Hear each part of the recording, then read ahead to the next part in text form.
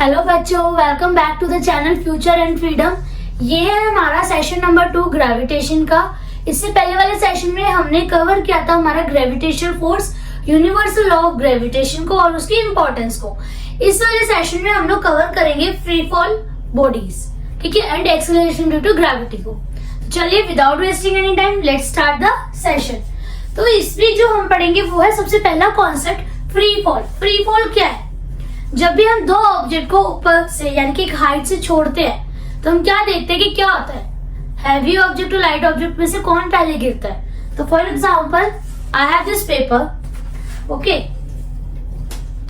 And other dust, ठीक है। अगर मैं दोनों ऑब्जेक्ट को एक ही हाइट से एक ही प्रेशर से छोड़ूंगी तो आपको ये देखना है कि पहले कौन गिरेगा, ठीक है। तो पहले गिरा आपका पेपर एंड देन आपका पहले गिरा आपका डस्टर एंड देन आपका पेपर। तो फ्री फॉल में क्या था कि देखो यहाँ पे हमने दोनों ऑब्जेक्ट को छोड़ा तो पहले डस्टर गिरा, हैवी बॉडी थी, और जो लाइट था पेपर वो लहरता हुआ गिरा आराम से। तो क्या होता है फ्री फॉल में, when an object falls from any height under the influence gravitational force. Gravitational force हम तुम लोगों ने प्रीवियस सेशन में पढ़ा हुआ था। उसमें क्या था कि कोई भी दो ऑब्जेक्ट है उनका मासेस एक दूसरे पे फोर्स अप्लाई करता है। तो अर्थ जो ग्रेविटेशनल फोर्स लगाती है हमने उसके बारे में पढ़ा था, जिसकी वजह से हम लोग क्या कर पाते हैं, अर्थ के सरफेस पे मूव कर पा रहे हैं। तो जब मैंने इन दोनों ऑब्जेक्ट्स को घेरा तो इनके ऊपर भी ग्रेविटेशनल फोर्स लगाया अर्थ ने, ये नीचे आए, ठीक है। बट ग्रेविटेशनल फोर्स के साथ साथ इस पे क्या एयर रेजिस्टेंस भी लगा, एयर ड्रैग भी लगा। तो फ्री फॉल कब होता है? जब आपका एयर ड्रैग ना होकर के ओनली ग्रेविटेशनल फोर्स होता है। ओनली ग्रेविटेशनल फोर्स जब अप्लाई होगा उस केस में आपका फ्री फॉल होगा, ठीक है। अच्छा, अभी ओनली ग्रेविटेशनल फोर्स कहां से आएगी? बिकॉज सारी सरफेस पे तो देखो एयर ड्रैग, एयर रेजिस्टेंस रहेगा, हमेशा रहेगा, ठीक है। तो क्या है, आप इसको एक बार यूट्यूब पे जैसे सर्च भी करोगे तो कुछ पोजीशंस ऐसे है, एकदम बिल्कुल वैक्यूम क्रिएट करके इस एक्सपेरिमेंट को ट्राई किया गया, चेक किया गया, ठीक है। कॉपीराइट हो जाएगा, अदरवाइज मैं आपको इस क्लिप में ऐड करके भी शो करवा देती हूँ। क्या किया उन्होंने, एक बहुत ही बड़ा चैम्बर लिया और उसमें वैक्यूम क्रिएट किया। वैक्यूम क्रिएट करने के बाद जब वो अंदर गए तो उन्होंने एक हैवी ऑब्जेक्ट और एक क्या कहते हैं लाइट ऑब्जेक्ट, उन्होंने फेदर एंड हैमर दो चीजें ऑब्जेक्ट ली है, दो चीजें ली, और जब उन्होंने उसको छोड़ा तो वो दोनों सेम टाइम पर नीचे है, ठीक है। तो इसमें हमने क्या देखा कि एक तो पहली बात तो ये वैक्यूम का मतलब होता है कि नो एयर, कोई एयर नहीं होगी बट ग्रेविटेशनल फोर्स होगा, क्लियर। वैक्यूम जब हम किसी चीज में लगाएंगे, मतलब कि जब हम वैक्यूम क्रिएट कर रहे हैं तो इसका मतलब क्या है, नो एयर। वैक्यूम का मतलब है कि वहां पे एयर नहीं होगी बट ग्रेविटेशनल फोर्स तो होगा, क्योंकि ग्रेविटेशनल फोर्स को एयर से क्या लेना, ग्रेविटेशनल फोर्स तो आपको मासेस की वजह से लग रहा है, ठीक है। तो जब आप वैक्यूम क्रिएट करके दो ऑब्जेक्ट को गिराया गया, सेम हाइट से ड्रॉप किया गया, एक हैमर था और एक फेदर था, यानी कि एक हैवी ऑब्जेक्ट और एक लाइट ऑब्जेक्ट, तो क्या देखा गया कि दोनों सेम स्पीड से आके नीचे गिरे। अगर आप यूट्यूब पे जाओगे ना तो एक और उस पे सर्च बार में डालना free fall experiment on the moon. Moon पर भी एक्सपेरिमेंट किया गया था, ठीक है।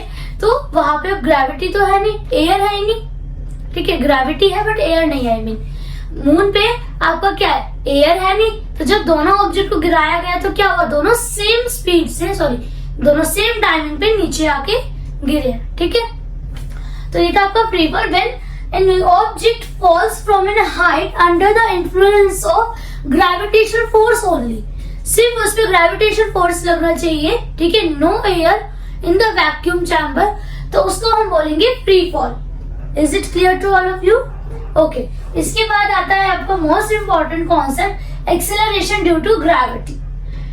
The acceleration of freely falling body due to gravitation force of earth is called acceleration due to gravity, जिसको आप स्मॉल जे से डिनोट करते हो। ये क्या है, जब भी कोई बॉडी है, फ्रीली फॉलिंग ऑब्जेक्ट है, तो क्या होगा, उस पर कुछ एक्सेलरेशन लग रहा होगा, उसका कुछ एक्सेलरेशन होगा।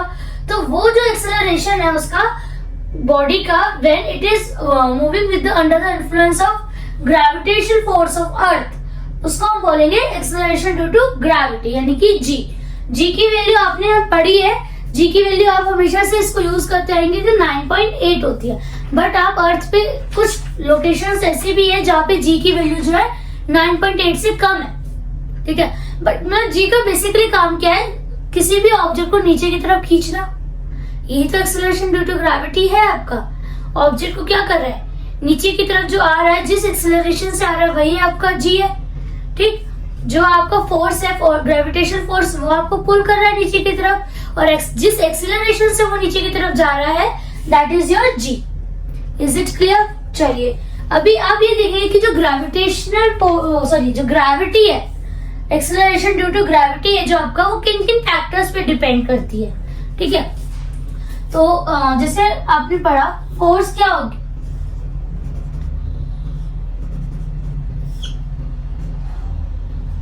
हमने फोर्स पढ़ा था gravitational constant mass of earth into mass of object upon में D square. D is your distance है, और हमें पता है कि फोर्स क्या है, मास इनटू एक्सेलरेशन, मोशन वाले चैप्टर में पढ़ा था। ये फर्स्ट है, ये सेकंड है। Comparing first and second, comparing first and second, क्या आ जाएगा आपका, M not A is equal to G M E M not upon में डी स्क्वायर। एम नॉट से एम नॉट कैंसिल, क्या है आपका, A is equal to G M E upon में डी स्क्वायर, ठीक है। अब हमने क्या पढ़ा है यहाँ पे, acceleration of freely falling body को हम किससे डिनोट कर रहे हैं, जी से। तो इस केस में ए क्या हो गया, जी के इक्वल है, तो G is equal to capital G यानी कि ग्रेविटेशनल कांस्टेंट अपॉन में D square into M E also mass of earth. तो देखिए जो हमारा एक्सेलरेशन ड्यू टू ग्रेविटी वो किन फैक्टर्स पे डिपेंड कर रहा है, ग्रेविटेशनल कांस्टेंट जो कि हर जगह सेम है, हम पढ़ चुके हैं। मास ऑफ अर्थ जो कि हमेशा सेम ही रहना है, मैंने मेंशन भी किया है 6 × 10⁻24 kg, और डी हमारा डिस्टेंस है। तो जैसे जैसे डिस्टेंस बढ़ता जाएगा ऐसे ऐसे जो एक्सेलरेशन ड्यू टू ग्रेविटी है वो क्या होती जाएगी, कम होती जाएगी, क्योंकि इनवर्सली प्रोपोर्शनल है। Is it clear? तो डिस्टेंस किसके रिस्पेक्टिव पड़ेगा, तो देखो जैसे ये अर्थ है ना, ये हमारा सेंटर है अर्थ का, और मेरा ऑब्जेक्ट यहाँ इस पोजीशन पे रखा हुआ है, तो और ये मेरा जो है डी डिस्टेंस है। तो इस डी डिस्टेंस पे मेरा जो इस ऑब्जेक्ट के ऊपर जो एक्सेलरेशन ड्यू टू ग्रेविटी लग रहा होगा दैट विल बी दिस, ठीक है। जो आपका हाइट रहेगा यानी कि जो आपका डिस्टेंस रहेगा उसको उसकी वैल्यू रख करके एंड ये कांस्टेंट्स की वैल्यू रख करके आप स्मॉल जी की वैल्यू निकाल सकते हैं। तो ये था हमारा एक्सेलरेशन ड्यू टू ग्रेविटी जब आपका ऑब्जेक्ट जो अर्थ की सरफेस से ऊपर है, ठीक है। अब अगर मैं बोलूं कि मेरा जो ऑब्जेक्ट है वो अर्थ की सरफेस के ही ऊपर रखा है,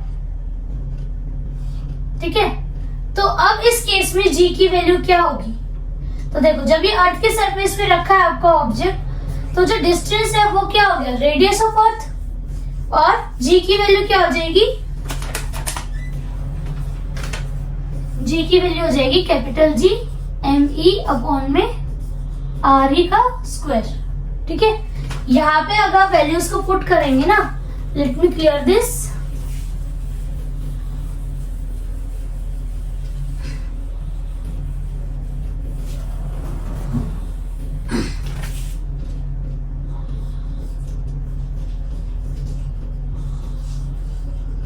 ठीक है। तो इसको मैं आपको यहाँ बता दे रही हूँ, यहाँ देख लीजिए पर। तो जो स्मॉल जी है इसमें क्या है, capital G M E upon में आर ई का स्क्वायर। कैपिटल जी की वैल्यू 6.67 इंटू 10 की पावर -11, एम ई की वैल्यू 6 इंटू 10 की पावर 24, और जो आर ई है दैट इज 6.4 इंटू 10 की पावर 6 का होल स्क्वायर, ठीक है। जब आप इन वैल्यूज को सॉल्व करोगे तो ये देखिए 6.67 इंटू 6 अपॉन में 6.4 का होल स्क्वायर, और ये हो गया आपका 10 की पावर -11 प्लस 24 अपॉन में 10 की power 12। Okay, so it will be, calculation अगर आप सॉल्व करोगे ना तो वो आपका सेम ही आएगा 9.8 मीटर पर सेकेंड स्क्वायर। मीटर पर सेकेंड स्क्वायर क्यों लिखा मैंने यहाँ पे, क्योंकि ये है तो एक्सेलरेशन ही, और एक्सेलरेशन की स्टैंडर्ड यूनिट क्या होती है, मीटर पर सेकेंड स्क्वायर, ठीक है। और ये हो जाएगा आपका 10 की पावर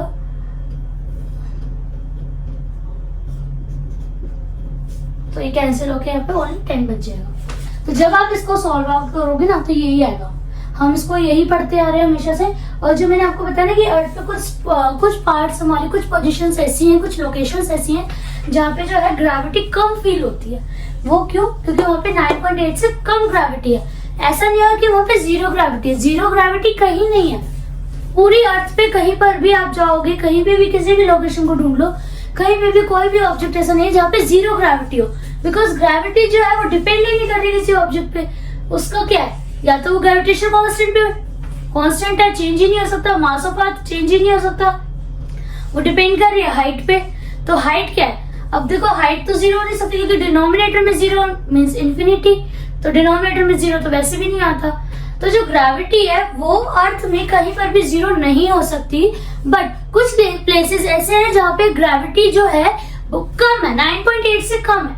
जैसे कि मैग्नेटिक हिल, ठीक है, लेह लद्दाख से थोड़ा सा डिस्टेंस पर है। वहां पर क्या है, ग्रेविटी कम है कि गाड़ी जो है अपने आप चलती है, बैकवर्ड डायरेक्शन में चलती है। इसके अलावा कैलिफोर्निया में एक मिस्टीरियस जंगल है, वहां पर आप लोग गूगल करके सर्च कर सकते हो, देखना कि वहां पे क्या ग्रेविटी वर्क ही नहीं करती। वहां पे ग्रेविटी इतनी कम है कि आप किसी भी पोजीशन में, यानी कि रूम की जो दीवार है ना, आप उस पर भी चल पाओगे। ठीक है, तो ये था हमारा एक्सेलरेशन ड्यू टू ग्रेविटी। अभी मैंने आपको बता दिया कि अगर वो एक हाइट पे है हमारा ऑब्जेक्ट, तो उस पे जो ग्रेविटी है वो कितनी लगेगी, G/m/e d स्क्वायर, यानी कि हाइट का स्क्वायर। और अगर ऑब्जेक्ट जो है वो अर्थ की सरफेस पर ही है तो हम जो है क्या कंसीडर करेंगे, हाइट को एज द रेडियस। तो जो आपका G का वैल्यू आएगा वो आएगा 9.8 मीटर पर सेकेंड स्क्वायर। अब देखो इस केस में आपकी जो इक्वेशंस ऑफ मोशंस थी ना, उसमें भी इम्पैक्ट पड़ेगा। तो इक्वेशन ऑफ मोशन हमने क्या पढ़ा था? इक्वेशन ऑफ मोशन में 3 इक्वेशंस थी जो कि क्या थी, v square, v is equals to u plus 80, s is equals to ut plus half 80 square, v square minus u square is equals to 2as। अब आप क्या करेंगे, अब आप मुझे ये बताएंगे कि किन कंडीशंस में, मतलब कि जब हम इस पे एक्सेलरेशन को रिप्लेस करते हैं, फ्री फॉल बॉडी का कॉन्सेप्ट लगाते हैं।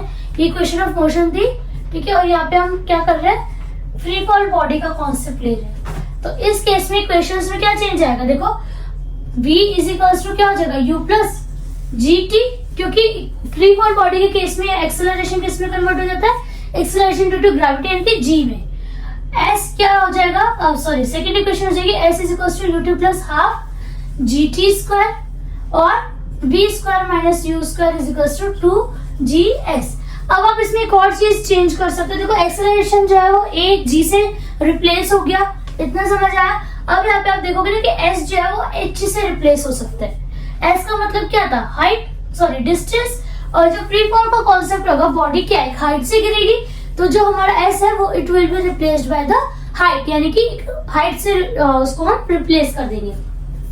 ठीक है, ये समझ आ गया। इसके बाद आपका आता है नेक्स्ट कॉन्सेप्ट, साइन कन्वेंशन। ये साइन कन्वेंशन आपको न्यूमेरिकली बहुत हेल्प करने वाला है। ठीक है, जब मैं कोई ऑब्जेक्ट को ऊपर फेंकूंगी, जब मैं इस ऑब्जेक्ट को ऊपर की तरफ फेंकूंगी तो क्या होगा, इसकी जो g है वो नेगेटिव होगा, सॉरी पॉजिटिव होगा या नेगेटिव होगा। और अगर मैं इसको नीचे की तरफ फेंकूंगी तो उस केस में क्या होगा, तो let me make it very clear. अगर मैं इसको अपवर्ड डायरेक्शन में थ्रो करती हूँ, if I throw it into the upward direction and if I throw it into the downward direction, तो देखो जब मैं अपवर्ड डायरेक्शन में डालूंगी यानी कि ऊपर की तरफ फेंकूंगी तो वेलोसिटी क्या होगी मेरी, इंक्रीज होगी या डिक्रीज होगी, बताइए। ठीक है, जब मैं इसको ऊपर की तरफ फेंकूंगी तो वेलोसिटी क्या होगी, डिक्रीज होगी, तभी तो नीचे आएगा, वरना इंक्रीज होती जाएगी तो ऊपर नहीं निकल जाएगा। जब मैं किसी भी ऑब्जेक्ट को ऊपर की तरफ फेंकूंगी तो ऊपर जाके नीचे आएगा, यानी कि वेलोसिटी क्या होगी, डिक्रीज होगी। और जब वेलोसिटी डिक्रीज होगी तो g क्या हो जाएगा आपका, ये मैं आपको बाद में बताती हूँ, मैं पहले इसका समझाती हूँ। डाउनवर्ड डायरेक्शन में जब मैं डालूंगी नीचे की तरफ तो मेरी वेलोसिटी क्या हो जाएगी, इंक्रीज हो जाएगी। तो दोनों ही केस में g की वैल्यू क्या होगी, अपवर्ड के केस में g की वैल्यू हो जाएगी नेगेटिव, और डाउनवर्ड के केस में g की वैल्यू हो जाएगी पॉजिटिव। क्लियर है? तो ये थे हमारे साइन कन्वेंशंस। ठीक है, यहाँ पे हमने समझ लिया कि जब हमारा ऑब्जेक्ट रेडियस पर है तो हमारा जो ग्रेविटी है वो क्या होगी, 9.8 होगी, जो कि हम हमेशा न्यूमेरिकल में यूज करते आएंगे और कर रहे हैं। और जब हमारा ऑब्जेक्ट अर्थ की सरफेस से ऊपर होगा तो जो हाइट है उस पे मेरी जो जी की वैल्यू है वो डिपेंड करेगी। ठीक है, जैसे जैसे हाइट बढ़ती जाएगी ग्रेविटी का क्या इम्पैक्ट जो है वो कम होता जाएगा। इसके बाद हमने पढ़ लिया इक्वेशन ऑफ मोशन में जो चेंजेस आएंगे फ्री फॉल बॉडी के केस में। साइन कन्वेंशन आपको हमेशा यूज होगा कि वेलोसिटी डिक्रीज हो रही है अपवर्ड डायरेक्शन में फेंकने की वजह से, तो जी नेगेटिव आएगा। और डाउनवर्ड डायरेक्शन में जाने के टाइम पे वेलोसिटी आपकी इंक्रीज होती है तो आपका जी पॉजिटिव आएगा। ठीक है, इसके बाद एक छोटा सा कॉन्सेप्ट और रह गया आपका मास और वेट का, तो वो समझ लेते हैं क्योंकि इसके आगे का जो कॉन्सेप्ट है प्रेशर थ्रस्ट वो उसमें यूटिलाइज होगा आपका कि मास क्या होता है और वेट क्या होता है। तो देखिए मास और वेट में ना बहुत ही माइनर सा डिफरेंस नहीं है। हम लोग बोलते हैं कि भाई आपका वेट क्या है, तो क्या बोलते हैं 60 kg, 62 kg। ठीक है, तो ये एक्चुअली आप क्या बता रहे हो, ये आप वेट नहीं बता रहे हो, आप अपना मास बता रहे हो। ठीक है, बट ऑब्वियसली अब जब यही चलता आ रहा है और अब अगर आप किसी को बोलो कि नहीं ये तो मेरा मास है, मेरा वेट कुछ और है, तो क्या होगा, हंसेंगे सब, किसी को समझ ही नहीं आना। साइंस स्टूडेंट होगा, कोई साइंस की फील्ड का होगा तो ऑब्वियसली समझ जाएगा। मास क्या था आपका, quantity of matter in a body. ठीक है, कि किसी भी बॉडी के अंदर जो मैटर है उसकी क्वांटिटी क्या है। वेट क्या, it is a force by which a body attracts towards the earth,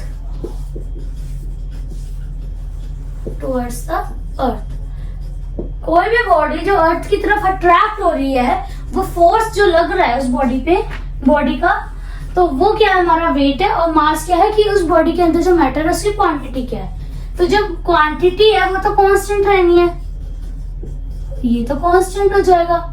मास क्या है, हमेशा कांस्टेंट रहेगा। वेट क्या है, फोर्स है। ठीक है, फोर्स क्या होता है, ma। फोर्स को हमने क्या है बोला यहाँ पे, वेट यानी कि W, m और a क्या हो गया, g क्यों हो गया, क्योंकि एक्सेलरेशन ड्यू टू ग्रेविटी अभी पढ़ाया, वही तो फोर्स है जो आपको जमीन की तरफ खींच रहा है। ठीक है, तो वेट हो गया हमारा mg। अब क्या है m, जो मास है वो तो बता दिया, बट जो उस पॉइंट पे जो ग्रेविटी है क्या, उसको जब हम कैलकुलेट करेंगे तब हमारा वेट टिकल कराएगा। लेट से 9.8 हम लोग ग्रेविटी के लिए यूज करते हैं, एक्सेलरेशन ड्यू टू ग्रेविटी के लिए, तो हम उसको 10 कंसीडर कर लेते हैं। तो अगर मेरा मास 62 kg है तो मेरा वेट कितना होगा, 62 इंटू 10 यानी कि 620 न्यूटन। ठीक है, मास की जो SI यूनिट होती है वो होती है kg, और जो वेट की SI यूनिट होती है वो होगी आपकी न्यूटन यानी कि n। ठीक है, क्यों, क्योंकि वेट क्या है आपका, एक फोर्स है। ठीक है, तो ये था हमारा मास वर्सेस वेट। ठीक है, और जो मास और वेट का एक और डिफरेंशिएट है कि ये मास जो कांस्टेंट है किसी भी चीज का जीरो नहीं हो सकता, it can not be zero, it can not be zero. आपका वेट जो है वो जीरो हो सकता है, इट कैन बी जीरो। क्यों, क्योंकि अगर जी जीरो हो जाएगा तो आपका जो वेट है वो भी जीरो हो जाएगा। ठीक है, और मास जो है जो आपका अर्थ पे वही मून पे रहेगा, वही आपके अदर प्लैनेट्स पे रहेगा, अदर्स जगह पे रहेगा, स्पेस गैलेक्सी कुछ भी बदल लो, मास आपका हर जगह क्या रहेगा, सेम रहेगा। और वेट जो है ग्रेविटी के चेंज होने की वजह से आपका जो वेट है वो चेंज होता रहेगा। तो ये था हमारा लेक्चर नंबर 2 चैप्टर ग्रेविटेशन का। अभी तक जितना भी आपका चैप्टर कंप्लीट हुआ है, काइंडली मेक नोट्स, उसको रिवाइज करिए, वीडियो को लाइक करिए, चैनल को सब्सक्राइब करिए और कमेंट करिए आपको कहीं पे भी अगर कोई प्रॉब्लम आ रही है किसी भी पार्ट पे, किसी भी टॉपिक में। ठीक है, और अगर आपके स्कूल में या आपको एक्स्ट्रा कुछ करवाया है जो हमारे वीडियोस में कवर अप नहीं हो पा रहा है तो आप उसको भी कमेंट करके बता सकते हैं, सो दैट आपको वो वाली वीडियोस या वो वाले टॉपिक्स भी अवेलेबल कराए जा सके। ठीक है, तो चलिए मिलते हैं अगले सेशन में, तब तक इस चीज को अच्छे से प्रिपेयर कीजिएगा। Okay, bye bye.